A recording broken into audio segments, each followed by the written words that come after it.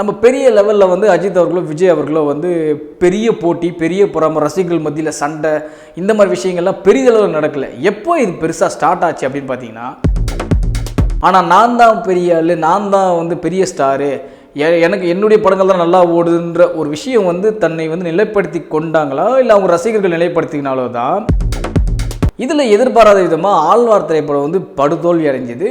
போக்கிரி திரைப்படம் மாபெரும் வெற்றி அடைஞ்சது. இது முழுக்க முழுக்க உண்மைதான். அந்த மெயின் ரோடிலிருந்து வடபழனி சிக்னல் வரைக்கும் விஜய் ரசிகர்கள் வந்து கட் அவுட்ஸு, பேனரு, ஸ்டாரு அப்படின்ற மாதிரி லைனாக ரோடு ஃபுல்லாக வச்சுட்டே போனாங்க. அஜித் ரசிகர்கள் சும்மா விடுவாங்களா? இந்த தேட்டர் வாசலில் சண்டை போட்டவங்க, நம்ம கொடாடியில் சண்டை போட்டவங்க, டீ கடையில் உட்காந்து ஏன் ஸ்டார் தான் பெரியன்னு சொல்லுவவங்க எல்லாருமே சமூக வலைத்தளத்தில் சண்டை போட ஆரம்பித்தாங்க. இது எப்போன்னா, இந்த மாதிரி பேசிஸில் ரிலீஸ் பண்ண படங்களில் துணிவு மற்றும் வாரிசில் எது பொங்கல் வின்னர்? துணிவு தான் வின்னர், வாரிசு தான் வின்னர்.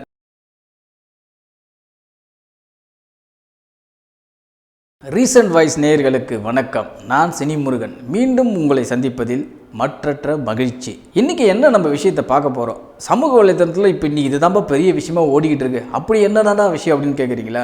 துணிவு வாரிசு, யாரா பொங்கல் வின்னரு, எந்த படம் தான் பெரிய ஹிட்டு பெற்றது, எந்த படம் தான் அதிக வசூலை குவித்தது அப்படின்ற மாதிரி விஷயங்கள் தான் இன்றைக்கி பூதாகரமாக இன்றைக்கி சோஷியல் மீடியா ஃபுல்லாக நேற்று ஈவினிங்லேருந்தே ஸ்டார்ட் பண்ணிட்டாங்க. இந்த விஷயங்கள் தான் இப்போ பூதாகரமாக ஓடிக்கிட்டு இருக்குது சோஷியல் மீடியாவில் பொறுத்த வரைக்கும். இதுக்கு உண்டான விளக்கத்தை நான் திரும்பவும் வரேன். அதுக்கு முன்னாடி ஒரு சில விஷயங்கள் வந்து நம்ம முன்னெடுத்து உங்ககிட்ட சொல்ல வேண்டிய கடமை வந்து இருக்குது. அதாவது என்னென்னா, ஒரு காலத்தில் வந்து எம்ஜிஆர் சிவாஜி படங்கள், இந்த படங்கள் எல்லாமே தேட்டரில் வந்து ஆடியன்ஸை பார்த்து அவங்களுடைய வேர்ட் ஆஃப் மவுத் டாக்கில் வந்து அந்த படங்கள் ஓடிடுச்சு. அப்போ வந்து எம்ஜிஆர் அவர்களுக்கும் சிவாஜி அவர்களுக்கும் படங்கள் ரீதியாக போட்டிகள் நிறைய இருந்தது. அந்த காலகட்டம் முடிஞ்சு ஒரு 75க்கு பிறகு பார்த்திங்கன்னா ரஜினி மற்றும் கமல் இவங்களுடைய படங்களுக்கு மத்தியில் பெரிய போட்டிகள் இருந்தது. எந்த படம் வசூல் அதிகமாச்சு, எந்த படம் அதிக நாள் ஓடிடுச்சு அப்படின்ற மாதிரி விஷயங்கள் எல்லாமே பூதாகரமாக, அதாவது அன்றைக்கி வந்து சமூக வலைத்தளம் கிடையாது, அன்றைக்கி வந்து பத்திரிகை துறைகளில் எழுத ஆரம்பித்தாங்க. இந்த மாதிரி வந்து இந்த ரஜினி காலத்தோட படங்கள் வந்து நல்லா இருக்குது, நல்லா ஓடிக்கிட்டு இருக்குது, கமலஹாசன் அவர்கள் படங்கள் நல்லா இருக்குது ஓடிக்கிட்டு இருக்குது அப்படின்ற மாதிரி வந்து சமூக வலைத்தளங்கள் இல்லாமல் அன்றைக்கி வந்து பத்திரிகை துறைகளில் தான் வந்து இந்த மாதிரி நிகழ்வுகள்லாம் நடந்தது. சரி, இதையெல்லாம் முடிச்சுட்டு அதுக்கு அடுத்த ஜென்ரேஷன், அதாவது ஒரு 1995க்கு பிறகு வளர்ந்து வந்த நடிகர்கள், அன்னைக்கு வந்து இந்த நடிகர்கள்லாம் வளர்ந்துட்டு வராங்க. இது யாருன்னா அஜித் மற்றும் விஜய் அவர்கள். இவங்க ரெண்டு பேருடைய படங்கள் வந்து அடுத்த ஜென்ரேஷனுக்கு உண்டான பீப்புளை வந்து அட்ராக்ட் பண்ணி அவங்கள வந்து கவர ஆரம்பிச்சிது. அப்போ வந்து என்னென்னா பத்திரிகை துறைகளில் பேச ஆரம்பித்தாங்க, இவர்களுடைய படங்கள்லாம் வசூல் எப்படி இருக்குது, இவங்களுடைய படங்கள் எப்படி ஓடுது அப்படின்ற மாதிரி. சரி, 2000க்கு முன்னாடி வரைக்கும் நம்ம பெரிய லெவலில் வந்து அஜித் அவர்களோ விஜய் அவர்களோ வந்து பெரிய போட்டி, பெரிய பொறாமை, ரசிகர்கள் மத்தியில் சண்டை, இந்த மாதிரி விஷயங்கள்லாம் பெரிதளவில் நடக்கலை. எப்போ இது பெருசாக ஸ்டார்ட் ஆச்சு அப்படின்னு பார்த்தீங்கன்னா, 2002 தீபாவளியை முன்னிட்டு வில்லன் மற்றும் பகவதி திரைப்படம் வந்து வெளியாச்சு. அப்போ தான் இந்த விஷயங்கள்லாம் வந்து வெடிக்கவே ஆரம்பிச்சுது. சரி, ஓகே, 2002 வில்லன் மற்றும் பகவதியில் வில்லன் பெரிய வெற்றி பெற்றது, பகவதி எதிர்பார்த்த அளவுக்கு வெற்றி பெறலை. சரி, ஓகே, இது ஒரு பக்கம் முடிஞ்சு அடுத்த வருஷம் திரும்பவும் அதே தீபாவளிக்கு திருமலை மற்றும் ஆஞ்சநேயா திரைப்படங்கள் வந்து நேரடியாக மோதிச்சு. அப்போ தான் வந்து இந்த ரசிகர்கள் மத்தியில் பெரிய கை கலப்பெல்லாம் நடந்தது. நிறைய ஊர்களில் வந்து நம்ம கேள்விப்பட்டிருக்கோம். திருமலை மற்றும் ஆஞ்சநேயா ரிலீஸ் ஆகும்போது அஜித் ரசிகர்களுக்கும் விஜித் ரசிகர்களுக்கும் பெரிய வந்து வாரே நடந்திருக்கு. தேட்டர் வாசல்லே வந்து ஒருத்தருக்கு ஒருத்தர் கை கலப்பெல்லாம் நடந்திருக்காங்க. அந்த அளவுக்கு வந்து ஒரு பெரிய பூதாகரமாக வெடித்து ஸ்டார்ட் பண்ணது அந்த திருமலை மற்றும் ஆஞ்சநேயா தான் வந்து இது இவங்க எல்லாருக்குமே முன்னோடின்னு சொல்லலாம்.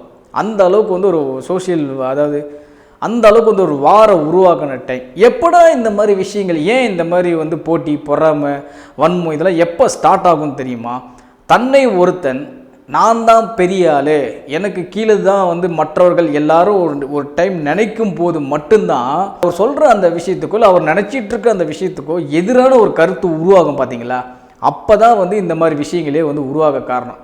தான் படம் நடிச்சோமா, போனோமா, தன்னால் வந்து அடுத்த படம் எப்படி நல்ல படம் கொடுக்க முடியுமா அப்படின்னு நினச்சிங்கன்னா இந்த விஷயங்கள் வந்து பெரிய பூதாகரமாக வெடிக்காது.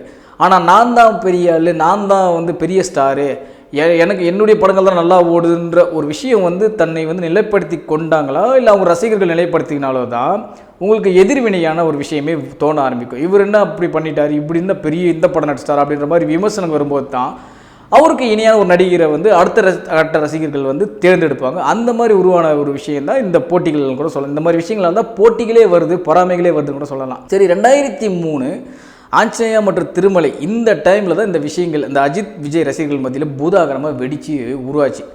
அதற்கு பிறகு பார்த்தீங்கன்னா 2007ஆம் ஆண்டு பொங்கலை முன்னிட்டு போக்கிரி மற்றும் ஆழ்வார் திரைப்படங்கள் நேரடியாக மோதிச்சு. இதில் எதிர்பாராத விதமாக ஆழ்வார் திரைப்படம் வந்து படுதோல்வி அடைஞ்சது, போக்கிரி திரைப்படம் மாபெரும் வெற்றி அடைஞ்சது. இது முழுக்க முழுக்க உண்மைதான். இந்த படத்துக்காக வந்து ஒரு சுவாரஸ்யமான விஷயம் கூட சென்னையில் நடந்தது. என்னென்னா, சென்னை உதயம் தேட்டரில் போக்கிரி திரைப்படம் வெளியாகியது, சென்னை கமலா தேட்டரில் ஆழ்வார் திரைப்படம் வெளியாகியது.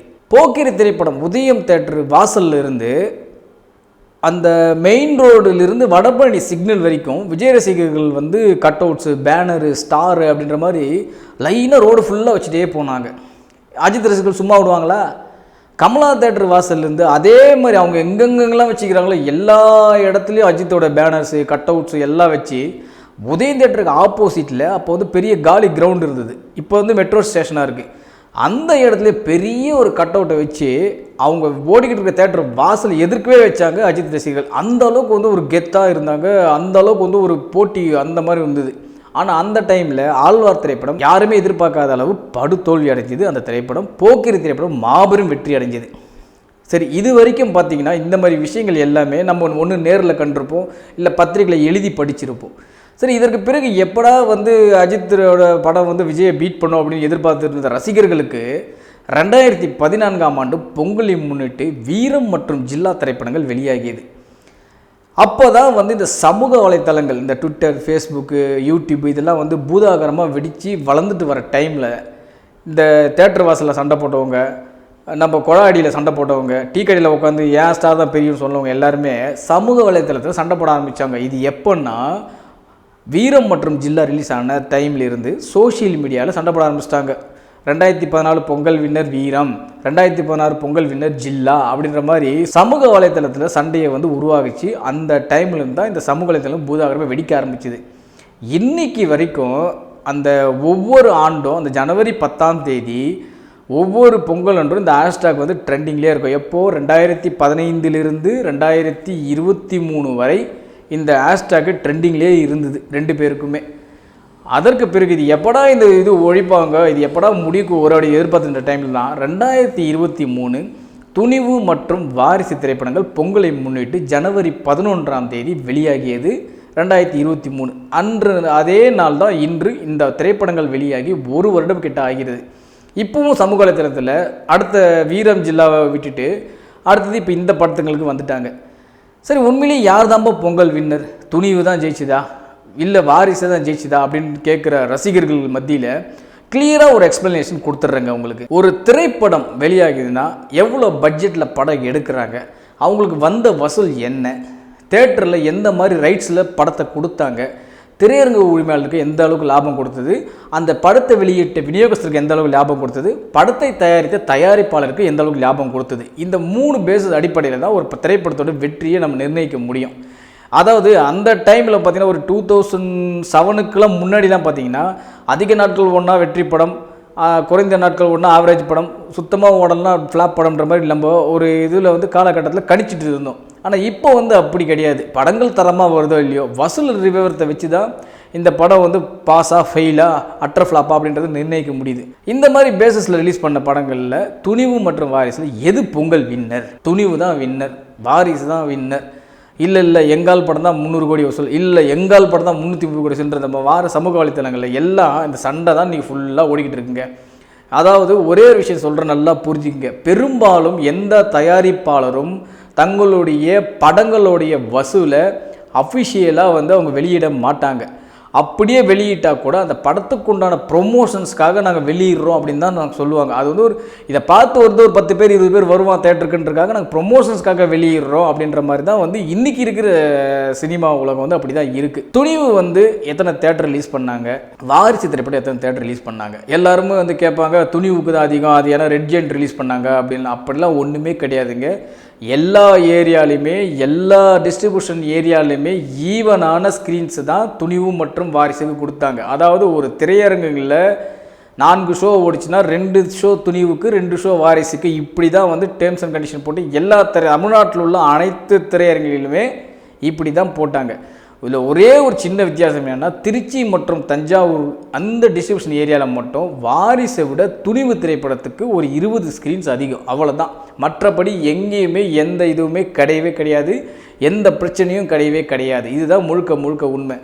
ஆனால் துணிவு மற்றும் வாரிசு வெளியான நாட்களில் முதல் நாள் வசூல் எந்த திரைப்படத்துக்கு அதிகம் அப்படின்னு பார்த்தீங்கன்னா வாரிசு திரைப்படத்தை விட துணிவு திரைப்படம் தான் கிட்டத்தட்ட 3 to 4 கோடி வசூல் தமிழ்நாட்டை பொறுத்த வரைக்கும் அதிகம். அதற்கு பிறகு அடுத்த நாட்களும் இதே தான் நிலைமை. துணிவு தான் ஒவ்வொரு நாட்களும் வாரிசை விட வசூல் அதிகமாகவே பண்ணிச்சு. கிட்டத்தட்ட பார்த்தீங்கன்னா ஒரு 50 லட்சம் 1 கோடின்னு ஒவ்வொரு நாளுக்கும் ஒரு வித்தியாசம் காட்டிகிட்டே இருக்கும். ஒரு நாள் பார்த்தீங்கன்னா வாரிசு அதிகமாக இருக்கும் துணிவை விட, ஒரு நாள் பார்த்தீங்கன்னா வாரிசை விட துணிவு அதிகமாக இருக்கும்.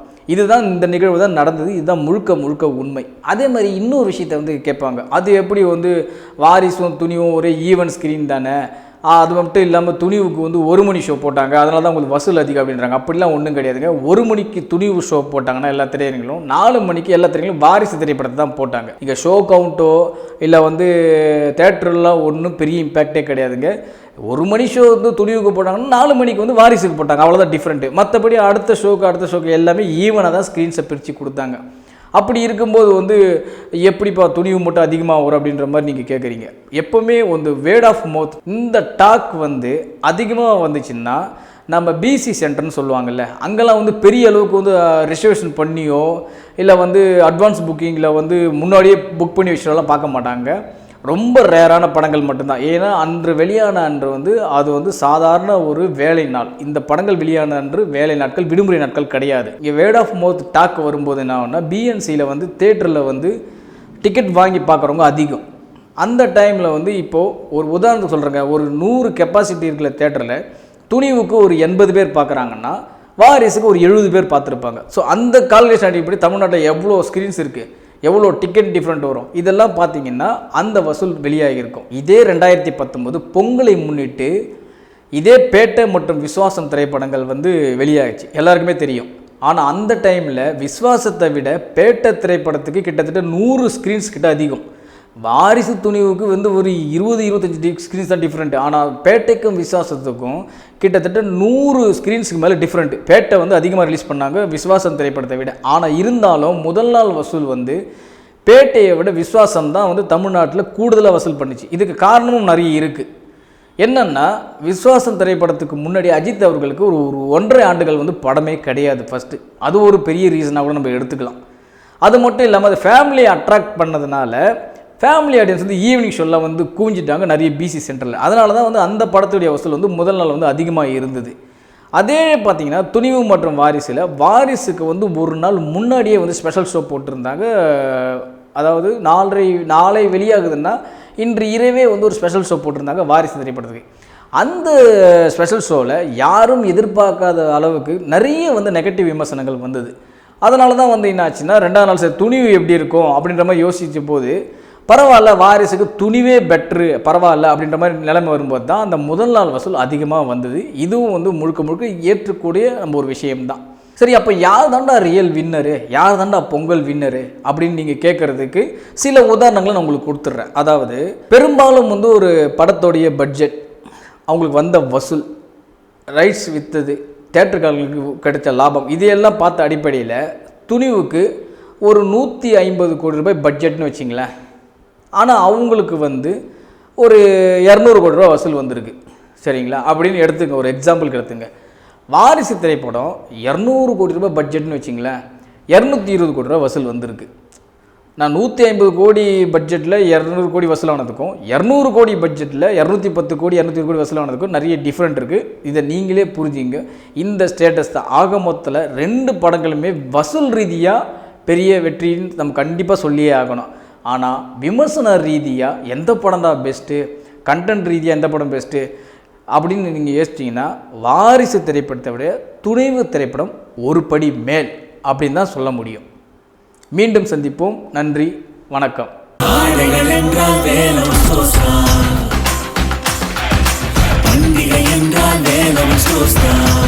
விழா காலங்கள் எல்லாம் வேலவன் ஸ்டோர்ஸோடு. இது போல பல வீடியோக்களை கண்டு மகிழ எங்களது ரீசன்ட் வாய்ஸ் சேனலை மறக்காம சப்ஸ்கிரைப் பண்ணுங்க.